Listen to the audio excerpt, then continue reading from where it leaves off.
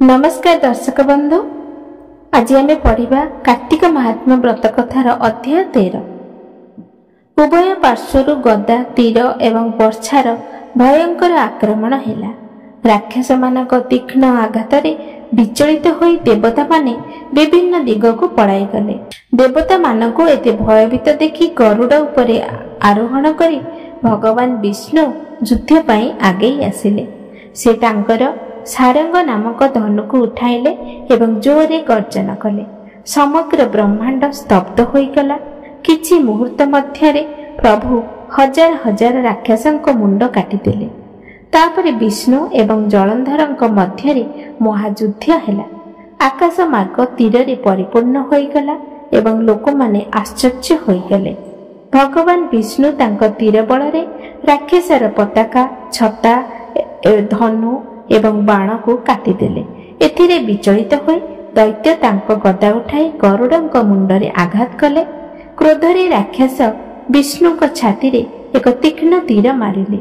जवाब रे विष्णु तांक गदा को काटी तांक सारंग नामक धनुरे एक तीर रखी ताको विद्ध करिबाकु लागिले। तापरे जलंधर तांक उपरे तांकर तीक्ष्ण तीर वर्षा करिबाकु लागिले। से विष्णु को अनेक तीर मारी वैष्णव धनु को काटिदेले। धनु कटि जिबा परे प्रभु गदा को धरी शीघ्र टाणी जलंधर को आघात कले। किंतु एही अग्निमय गदार आघात सहित मध्य राक्षस निश्चल रहिला।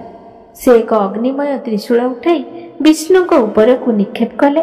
भगवान शिवंक चरण को मने पकाई भगवान विष्णु तांक नंदन नामक त्रिशूल रे तांक त्रिशूल को विद्ध कले।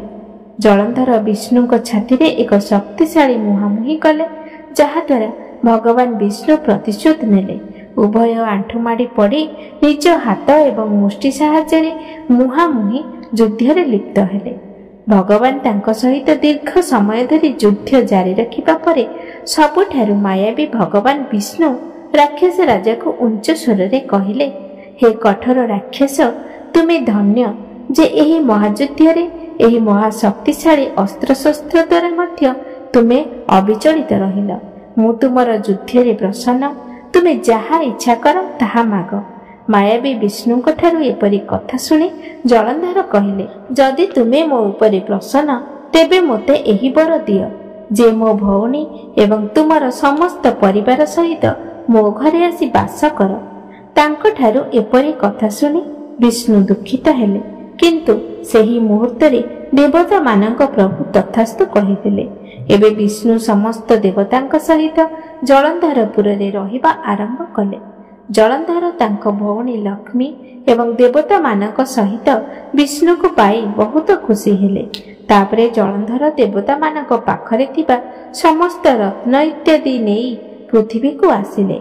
से निशुंभ को पाताल लोक रे स्थापन कले एवं देवता, राक्षस, यक्ष, गंधर्व, सिद्ध, सर्प, राक्षस, मनुष्य इत्यादि को निजर वंशधर करी तीन लोक उपरे शासन करने लगिले। से धर्म अनुसारे भल पुओटीए परी प्रजांकर जत्न नेउथिले। तांको धर्म राज्य रे समस्ते खुशी रे थिले।